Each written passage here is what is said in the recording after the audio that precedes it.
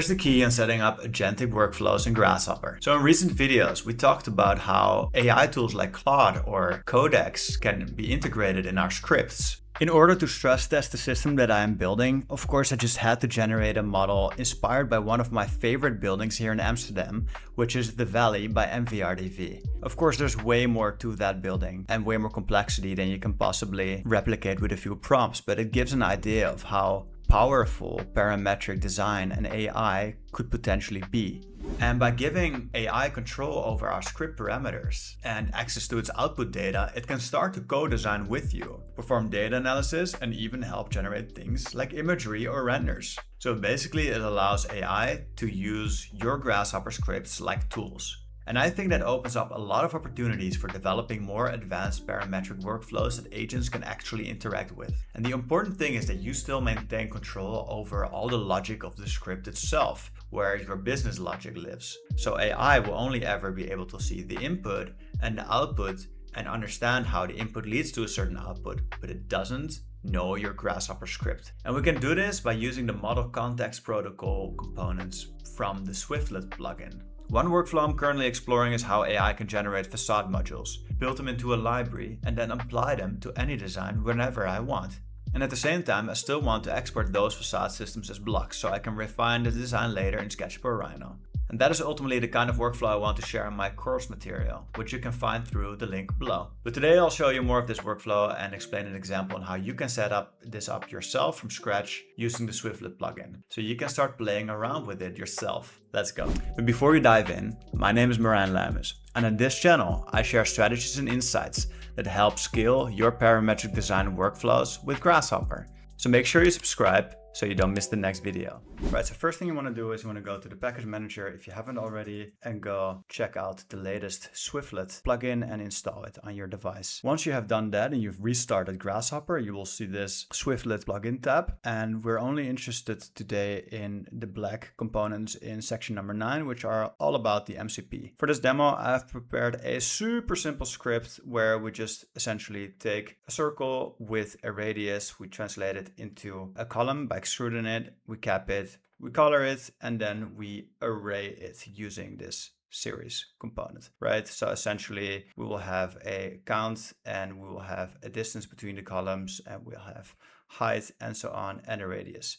Now the point is that we're going to give all of these parameters to Claude, including the color. So these 5 we're later going to give to our AI context protocol. That's the objective.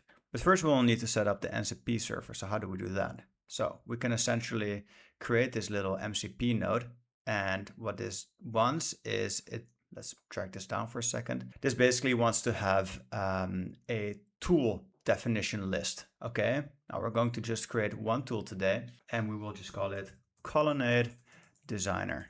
I'm just not using any special characters and preventing spaces, so that's why I'm writing the camel case over here. This tool builds a colonnade. Okay.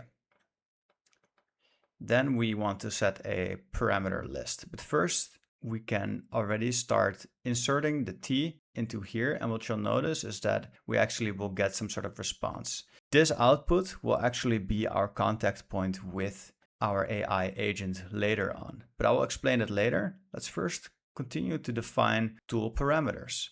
All right, because here this P parameters as list actually wants to have a list of parameters, which we can achieve exactly here, right? So I defined a list here. Essentially, it reflects these parameters, but then it basically gives a name for each parameter and a description, right? So we just have to make sure these are lists of names and descriptions that match, okay?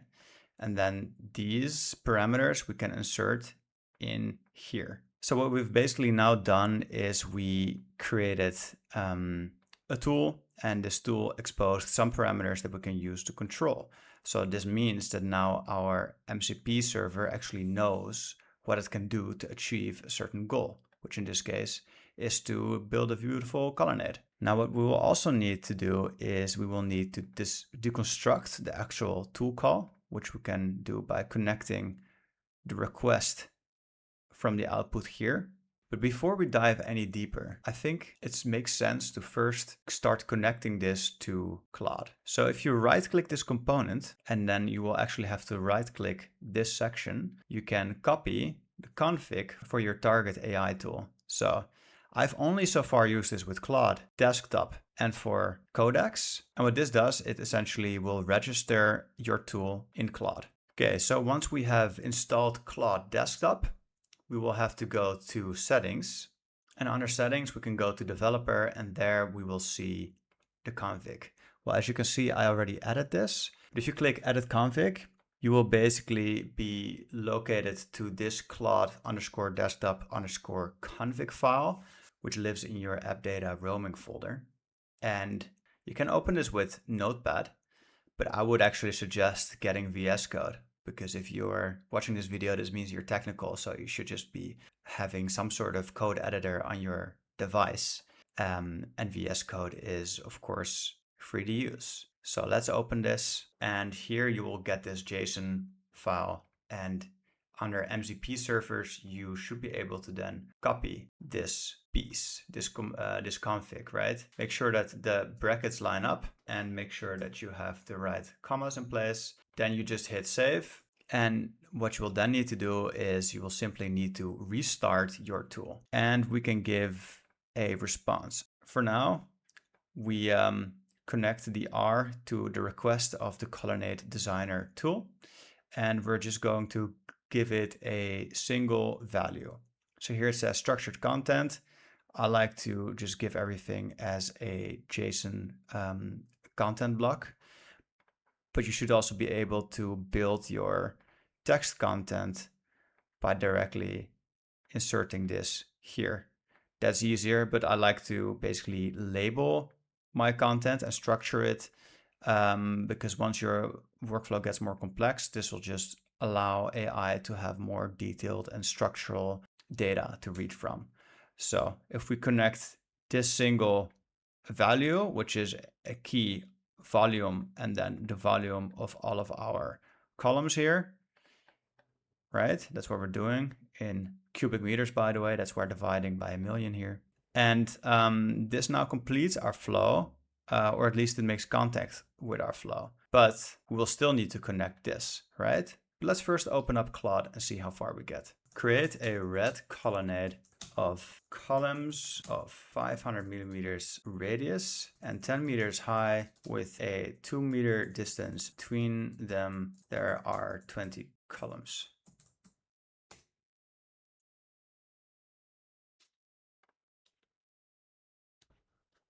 Okay, and now it says that it created this colonnade for us. And but you'll notice that in the meantime, we actually got a response here. But we don't see this colonnade yet because we haven't connected it yet. So what we first need to do is we actually need to start deconstructing this payload from our AI tool and turn it into something that our script actually can use. So Swiftlet has these JSON components, and what we can do is we can actually take these arguments, right? So we have 5 keys here, and then we can use the read JSON value to actually start to see what's inside. And here you actually see the JSON payload that we got. Now we can start to extract values from this.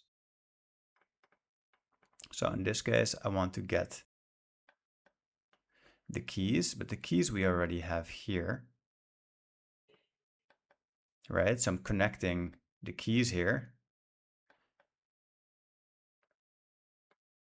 and I'm seeing the values like so.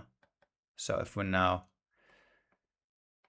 connect the read JSON value, we're actually able to see the list of our parameters. And of course, now we just need to make sure that we look at the correct order of things, but the order will always be the same as the keys that we're requesting here. Okay, so what we can now do is let's take a list item, and we'll just take all 4 outputs, and we'll just start connecting it. So let's move this a little bit over here.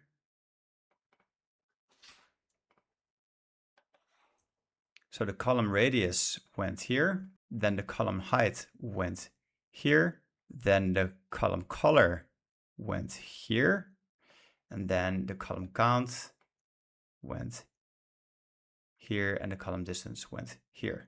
right? So now we have our setup. It's super minimal, but of course it's up to you to do something more with this. But yeah, this is basically the basic. So basically the flow is that you define your parameters, then you run your script. So let's say this is your actual script. And here we are basically receiving our data. And here we are basically responding data back. And of course, all the information that you include here can be taken into analysis. So let's now try some more configs. Let's make the colonnades blue.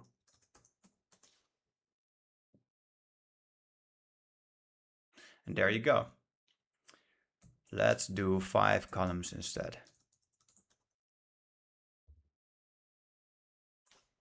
And just to kind of understand how smooth this works, let's just create a little panel so we can peek what is really happening inside.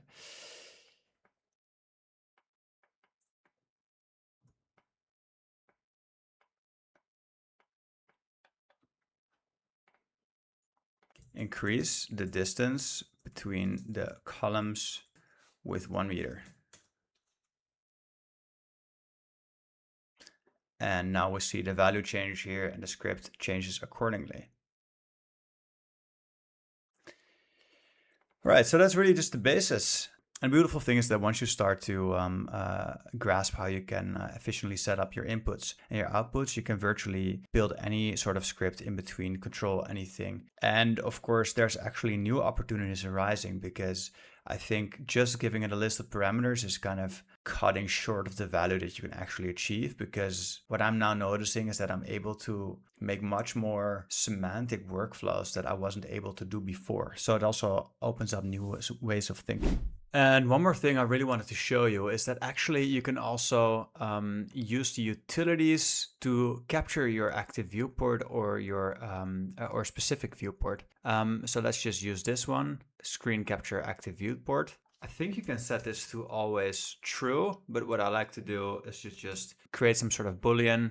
Let's invert this. And then this Boolean is going to give a true, and it's going to recompute whenever this value is returned. So then that way we're sure to actually update the active viewport. And then we can actually give this bitmap back. Oh, I think I'm actually forgetting one key component here, which is create MCP image content, which we are giving a PNG format. That's fine. And then we can actually return this. And the cool thing is that now Claude, or Codex, if we open up Codex, can see our viewport. So this means that we could even ask certain things about this image. In the context of our architectural facade scripts, it could help to actually give more understanding to the AI what things it is composing and to actually reflect on itself. And by the way, I'm also including a link to this sample script in the show notes so you can easily get started with it yourself.